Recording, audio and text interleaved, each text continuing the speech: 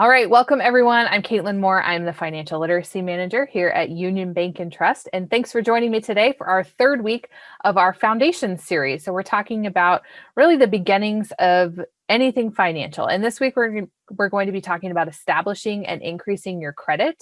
So if you do not have credit, maybe you're young and just do not have any credit established, this is the place to be. If you're someone that has credit, but it's bad credit, this is also the place to be. And then if you're just looking for some good ideas to bump up your credit score and talk about the importance of that, this is the place to be. So we're going to start from the basics about what is credit, and we'll move our way into establishing and increasing your credit and why that's really important. So let's get started. All right, so how do we establish credit? So there's a lot of ways that we can establish credit. And for those of you who are young or just have never had credit before, there's a lot of financially responsible ways to build your credit. Now, running out and getting a bunch of store credit cards may not be the financially responsible way to do things. It is an option. And it's also an option for those who have bad credit or no credit to get a store credit card in most cases. But if it's not financially responsible, it may not be the best way to go about doing things. So let's talk about some ideas that are a little more financially responsible that may not put you in a bind later on and actually give you bad credit in the end. So secured credit cards are really an excellent way to go when establishing or even building on your credit that you already have. And I'll explain what a secured credit card is. A secured credit card is basically you making a down payment on your credit card and only being given a credit card limit according to how much you put down. So just like a security deposit for an apartment or a rental property, you would do that for this credit card. So what that means is you could walk into the bank and say, I want to open up a secured credit card. And the banker is going to ask you how much. And let's say you have $500 in cash with you. What you're going to do is you're going to give the bank the $500, and they're going to in turn give you a credit card with a $500 spending limit on it. Now, this credit card doesn't mean that you can spend $500 and you're done. It means you have a credit limit of $500. It's going to act as a credit card. It doesn't change the fact that it's a credit card just because it's a secured credit card. And then you would go about spending money on it. So you could go to a store and spend $100 on it and go to another one and spend another $50. And at the end of the month, you're going to get a bill for $150 or whatever you spent. You're going to have a minimum payment, or you could pay it in full, but you are required to start paying back that credit card. Then you can go and spend a little bit more and then pay on it, spend a little bit more and pay on it, just like you would any other credit card. The $500 you put down, though, or that you put as a security deposit, is there for when you're ready to close the account. So let's say you've increased your credit, you've done, what you needed to do with this credit card and you're ready to close it. Well, if you still have a balance that you have not paid, so let's say you have that $150 that you spent and you haven't paid it, the bank will just take it out of your $500 and give you the rest. Or you could pay it off and they're going to hand you back your $500. So in the end, you can get your money back. But the reason for this $500 down or $1,000 or however much you want to put down is really it takes away the liability from the bank and puts it on you. Since you don't have credit, which credit is used to determine how much debt can you go into. How much are you good for? Are you going to be a good steward of your money and pay the bank back when you borrow? Are you going to miss payments? Are they going to be late? We don't know this about you yet because you don't have credit. So that money that you're putting down for the secure credit card actually says, I'm good for the money. So it's kind of that security deposit. But when you're done, you're going to get that money back. The account will close and you can go on your way. So this is a really great option because you can put down $100 or $500 or whatever you can afford. You have to come to the table with cash, and then we're going to give you a credit card in return. It's reported to the credit bureau the same as a regular credit card. That's what's so great. Nobody knows secured is in front of it. That's just between you and the bank. So you're establishing your credit, you're increasing your credit, and we'll talk about some really good habits to do so. But you have this credit card that's backed by cash that you've brought to the table.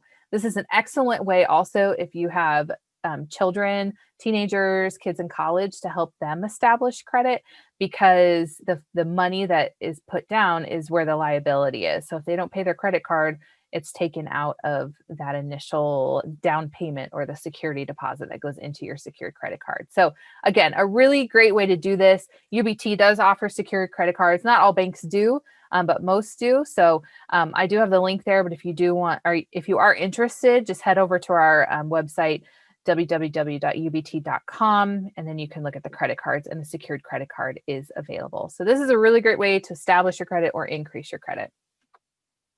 Another way is to have a cosigner.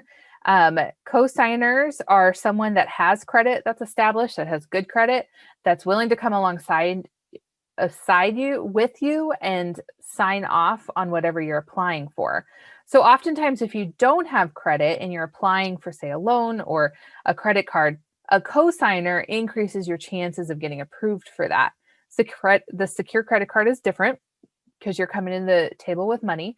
But if you're trying to get a credit card or a loan or something else to establish credit, there's a lot of ways to establish credit or get things onto your credit report. A cosigner may be a great option. I just caution you with this. Cosigners are 100% liable for whatever they are signing on the dotted line for. So if you're taking out a loan and you have a cosigner, they are just as much responsible for that loan as you are. And vice versa. If you ever cosign for someone, just know that you are responsible if anything were to happen. That means if you cosign for a loan for someone and they stop paying the payment, the bank will come after you for a payment. So you are responsible. This also goes on your credit report or the cosigner's credit report. And so if there's late payments or non-payments, that goes on the credit report and that will affect your credit. Whoever the cosigner is, it affects their credit just as much as the original person on the account. So it's not always a great way to go. You need to be very, very cautious of who you are co-signing for. And your co-signer needs to be cautious about what your spending habits are, because if you're not going to make the payments or they're going to be late all the time, you might not be a good option for them to be signing up for. So have those discussions about what your plan is to pay things back if you're going to get a co-signer on your loan, but just be very cautious if you become a co-signer because it does affect your credit. Some other ways to establish credit or even increase or get things onto your credit. These are all things that are reported to the credit bureau. So when a bank goes to give you a loan or give you a credit card, they're checking your credit report. And these things are going to be listed on there. These are reported back to the credit bureau. These entities are reporting back to the credit bureau if you had a late payment, if you're paying on time, if you're doing minimum payments, or you're paying off your balance. All of that is reported, which gives then the next person to check on your credit the idea of whether you are a good candidate to loan money to. So high interest loans, like small car dealerships, they often will give a loan, like a car loan, to folks with no credit or bad credit. Now, this can be a way if you need a car, but it's not always a good way because the interest rate is really, really high. In lieu of a good credit score, they're saying, we'll take a chance on you, but we're going to charge you a lot of a lot of interest because we're giving you this high risk loan. But it is reported back to the credit bureau, but it's not always the best idea, a high interest loan, because you're paying a lot more for what you're borrowing. Most phone bills, Verizon, Sprint, all those big phone companies do report your payments to the credit bureau. So if you can get on, let's say you're a young person and your parents are paying your phone bill, if you could get your own or get on their phone bill name as an actual person, not just the phone, it actually reports back to your credit bureau. So under your name. So it's a good way. If you could just sign up for your own phone bill, your own phone carrier, then it will report back to the credit bureau. You can often get your household bills to report to the credit bureau. It's not a usual thing for the gas company or the electric company to report your bills to the credit bureau, but you can petition for them to do so. It may not be worth it in the end because I've been told it's a lot of work, but if that's the only way that you can do things, it is a good way to get some credit moving within your credit report. So they would report back if you're paying your bills on time, like your electricity or your gas. If you're paying that on time, if you've paid the whole amount, things like that. So those are the things you need to get reported to the credit bureau. And if you ask, they will sometimes do it. Being an authorized user on someone else's credit card. Okay, so what this means is I have a credit card. I'm already using this credit card, but I can call the credit card company and say, I want my friend to be an authorized user on this credit card. There's going to be a ton of rules for whatever credit card you're asking. So it may not always be authorized, but if you can get someone else's name on your credit card, or you become an authorized user on someone else's credit card, that will often lead to the payments and the payment history being reported under your name. So if you're married, this is a great way with your spouse. If one of you has good credit and one of you doesn't, one of you take out the credit card and the other one become an authorized user. And then just pay your bill on time, and it's reported back to the credit bureau as positive. What you're doing with your credit card is positive. Store credit cards. A lot of stores, if not all, have store credit cards, which means you can take out a credit card. They'll give you essentially a loan to spend a certain amount within their store, and their store only. This is not a Visa or MasterCard where you can use it anywhere. It is just for the store. But these credit cards are still reported back to the credit bureau, which can raise or decrease your credit. They often have a little more flexibility with who they are approving. So sometimes it is a little bit easier, especially the big box stores. It is a lot easier to get a credit card within their store. But if you are going out and getting credit cards at every store that you may shop at, it may not be the financially responsible thing to do. And you may ask why, and that is because if you have a bunch of small payments in 5, 6, 7 places, you may not be able to make the minimum payments in all of those versus having one and just focusing in on making those payments or paying it off every month. So having a bunch of store credit cards or a bunch of credit cards is not the answer, and actually it can affect your credit score negatively if you have too much credit or credit cards taken out, and then if the balances are too high. So you don't want to have too many cards that you're paying too many minimum balances on and never are able to pay them off full. Secured loans. So as I explained, a secured credit card, there are secured loans where you're bringing money to the table and they're loaning you back some money, and then it's reported to the credit bureau. It kind of sounds silly that you would bring money to the table to be loaned, but it's all about the credit aspect of getting a loan from a bank, and then it being reported to the credit bureau. And then getting some of your bills on your credit report. This is rare. This is, like I said, with the household bills in your name. So your household bills, like your gas and electricity, if they're in your name, it's going to affect your credit. But also if you can get them to report to the credit bureau, which is rare, but it's a possibility, it may be worth it, especially if you are really good at paying your bills on time and paying them in full. So those are some ways to establish credit. It's not an all-encompassing list, but there are tangible ways to establish credit, especially for young folks that may not have the capacity even to do a secured credit card, but you have a phone and you may be paying rent and you have some utilities, things like that. So get your name on those and then it will increase your credit, but make sure your payment history is good. All right, so let's shift over to how I can increase my credit score. So this is for those folks who have credit. It's established. Maybe you have a credit card, you've gotten a loan before, but how do I increase my credit score?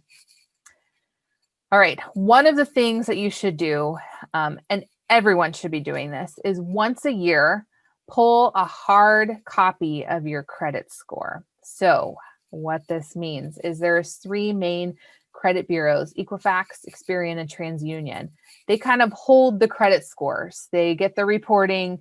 They're all the same as far as what their report is, but they're keeping track of what's coming and going within your credit score. Once a year, you can get a free copy.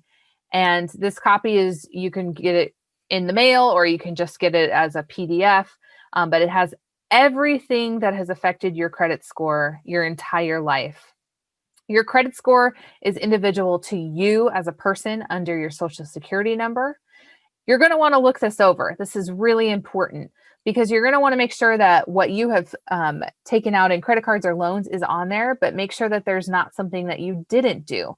Because if there's something that has been used with your credit that you were not responsible for, you need to go back to one of these places that you pulled your credit from and report that. They'll get it fixed. It's their jobs at these 3 companies to help you. It's not a payment thing. You don't have to pay them. You just report that there's fraud on your account and they'll look into it and they'll get it off. So here's a really good example that my husband experienced. We were buying a house when we lived in Denver, and they pulled our credit, of course. And I remember it was several years ago.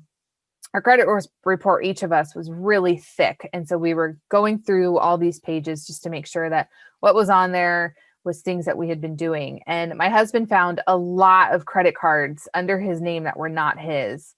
The weird thing is all these credit cards had low balances. They had been paid on time for years. And what we found out when he went back to one of these companies, Equifax, Experian, TransUnion, I don't remember which one, is that there was someone out there with a very similar name, but a really similar social security number.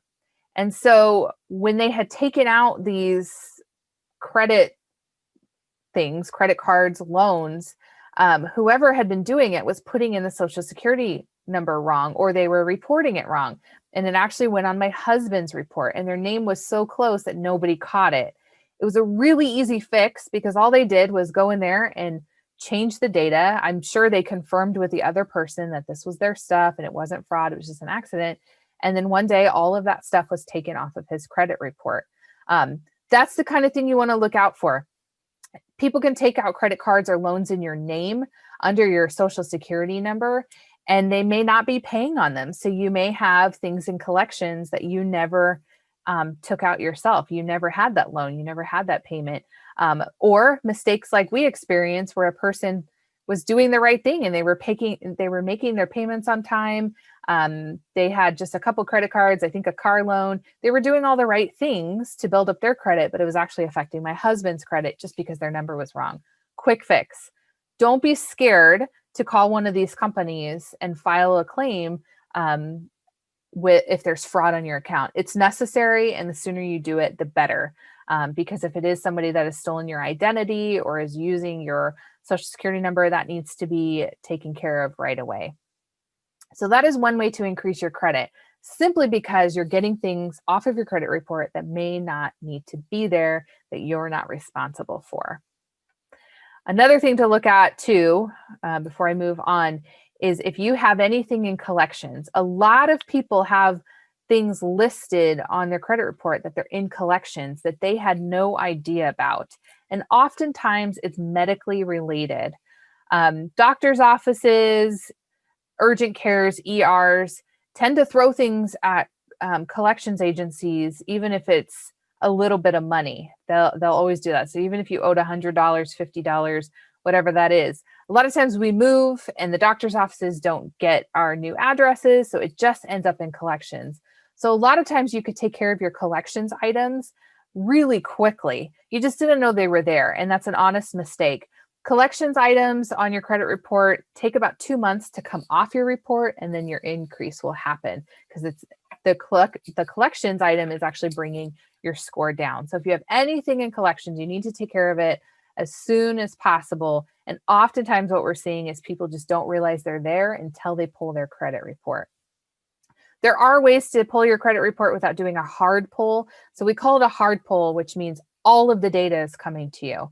We say soft pull when you're using something like Credit Karma. It's an app that you can go on and it'll pull the major things off of your credit report. It doesn't have every detail on it. So you don't want to solely rely on Credit Karma to tell you what your score is or what is on your credit report. You want to at least pull your credit once a year because it's free. You can do it more, but it's gonna cost you. But if you do it once a year, look that over. That'll give you time to take things off or dispute anything that shouldn't be there. All right. Pay off collections. We've mentioned that. Excuse me. Make payments on time. This is a big one for increasing your score. the credit bureaus are looking at if you are taking too much time to make your payments, if you're going over their grace periods, or you're making minimum payments. They don't want to see that. They want to see that you're making them on time. They want to see that you're paying more than the minimum. If all you can afford is the minimum, that's fine. It will still help your credit. But if you're trying to increase it, pay extra than a minimum payment and pay them on time. When someone from, say, the bank is trying to give you a loan, they're going to look at that. They're going to see on your credit report how many late payments you've had. And they're going to take that into account when approving you. Because if you're late all the time, the bank or whomever is loaning you money through a credit card or a loan is going to look at you as a liability. They're not going to want your business. So it's really important to make payments on time and to teach our kids on a foundational aspect that making payments on time is the financially responsible thing to do and will help your credit in the future. All right, here's another one. This is a really big one for increasing your credit. If you are one of those that has maxed out credit cards, the goal should be to pay them down at least 50%. Some companies, some financial gurus will say 30 to 50%, but if you can cut your credit card in half, that will increase your score almost immediately. So get that balance down. Don't work on spending money, work on paying it off. So if you can bring that balance down, it's going to make a huge difference. After you've paid it down, at least half, or you can go further, you can pay the whole thing off. That would be great, but at least half, if you can get that down, spend a little, pay it off, spend a little, pay it off. So I have an example here. Let's say that you have $1,000 credit limit. You can spend up to $1,000 and you have, let's say you have maxed that out. We're going to pay that down. We want to pay it down. Let's say we can get it down to $300. So now you only owe $300 on your credit card. To build your credit a little bit more, you're going to want to spend some money on it. So let's pay $200 on your credit card now. Okay, so now we're up to a $500 balance. Next time you get your bill, pay that $200 off and then do that cycle all over again. That's called revolving credit. You're putting a little on, you're paying it off. You're putting a little bit on, but you're paying it off. It's okay that you have the balance, a little bit of the balance. Again, we're not at $1,000 maxed out. We're just at $500 maybe. But we're putting a little bit on the credit card so that we can pay it off. Only spend what you can pay off at the end of the month. That's a huge part of credit scores. It's a huge part of increasing your credit is if you can limit yourself to only spend as much as you can pay off in cash, then you're going to see your credit score skyrocket. It's going to be huge because you're telling lenders, I am responsible enough to pay my debt. Because essentially what a credit score is how much debt are you in and can you pay it off? That's what lenders are looking for. Because if you have too much debt, if you have too much credit being used, that's looked at as a liability. If you're not using your credit, they're saying, well, why do they need more credit? They already have some. So if you're spending a little but paying it off, that's the biggest piece of the puzzle to get more loans or higher credit limits in the future. Be patient and stick with it. Credit scores take a while. There's different things on your credit that is reported that takes a while to come off.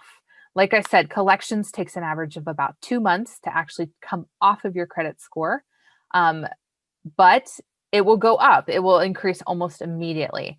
But if you have a year's worth of late payments or non-payments, that's going to take a while for your credit score to redeem. You're going to have to do almost twice as long in on-time payments and no missed payments just to make a lender believe that you are no longer a liability and for your credit score to go up. Late payments, non-payments are a huge, huge problem with credit scores. So if it's always late, one of the tips I can give you is to call the credit card company or the loan company, whatever you keep having late payments with, and call them and change your due date. So if it's a matter of I get paid on Friday, but my credit card's always due on a Wednesday, get it changed to Friday. You can call them. Most of the time, credit card companies are willing to work with you to change your due date. I've seen this with insurance companies too. They would rather you change your due date and be on time than them for always having to call you to track down a payment. So you could do that with most anybody that you owe money to, business-wise. Just call and ask if you can change your due date. to kind of line up better with maybe your paydays. And that will definitely help your credit, because if you're no longer late, it's going to benefit you in the end. But be patient. Just know that it might have taken you a while to build up these habits of late payments, non-payments. Maybe you just don't have any habits yet with credit because you've never established it. But just know it's going to take a little bit of time. The more you work at it, the better. I personally use the Credit Karma app, so I can look at this all the time when I want to. They send me alerts. They send me updates once a month when the credit bureaus are getting the reports back from my credit card companies and my loan companies who report once a month. I'll get a little notice to say if my credit score went up or down. And then I pull my hard credit once a year. So I like looking at Credit Karma. I would suggest using it, especially if you're working on increasing. But just know that it's the hard pull. It's that once a year pull that's really going to give you an idea of what's happening with your credit. But it takes time. It absolutely does. So it took you a while to get here. It's going to take you a while to move on from that, or it's going to take you a while to establish the credit, but there's tons of way to do so. And here's another tip. Don't sign up for any more credit cards if you're working on increasing your credit. Going out and getting a bunch of credit cards is not going to help you. It's actually going to backfire on you because, like I said earlier, if you have too much credit, meaning you have too many cards worth too much money, and you can't afford all that, then it actually looks negatively on your credit report. So if you're trying to increase your credit, work on the ones that you have. Work on the credit cards, the loans, the bills, things like that you already have. Make your payments on time, pay more than you can, pay off debt as soon as possible. That's going to help you with your credit score. I get a lot of questions about like maybe you closed a credit card and it made your credit score go down. This is true. It will, but it will bounce back in a couple months. So closing accounts will always affect your credit negatively because credit bureaus want you to have credit. They want you to be in debt. This is how they make money. It's how the world turns. And so closing an account will affect your account negatively, but it will bounce back on average in about 6 months. So it's actually a good thing. To close an account, you're just going to need to hold off a little bit before your credit score goes up. But pay off debt and then close the account. It's not necessary. I'm thinking about school loans right now. I have school loans. A lot of people do. That is on your credit report. It is noted on there. And so any late payments or non-payments show up. Those are things that will be closed once they're paid off, also like a car loan or a home mortgage, things like that. Those are closed. But credit cards, store credit cards, Visas, MasterCards, those you have to actually call to close. And if you don't need it anymore, don't hang on to it. It's not necessarily helping you in the end. So a big part of building your credit is having a really good budget. So if you do need help because you're trying to pay down your credit cards or increase your credit, and maybe you want to use the strategy of paying down that credit card so you can spend a little, pay a little off, spend a little, but you need help with your budget. It's what I do. It's what I do for a living. I help people build strong budgets, look at all this type of stuff, build a plan, make some goals with you. It's all free of charge. Reach out to me. I'm a certified financial coach and I can help you with that. And you do not have to be a UBT customer to utilize me. So if you happen to be seeing this and you do not bank with us, that's fine. I am not here to sell you anything. I'm actually just here to help you be successful financially. So feel free to reach out to me if you do have any questions. If you just have a scenario that you need some help with, I'm happy to answer your questions. That is my direct line and my email there. But thank you so much for your time. I hope you learned a couple things along the way. This will be turned into a YouTube video and will be on ubt.com. So check it out if you need to reference back. But that is it for me today. And if you have any questions, feel free to reach out. Thanks so much.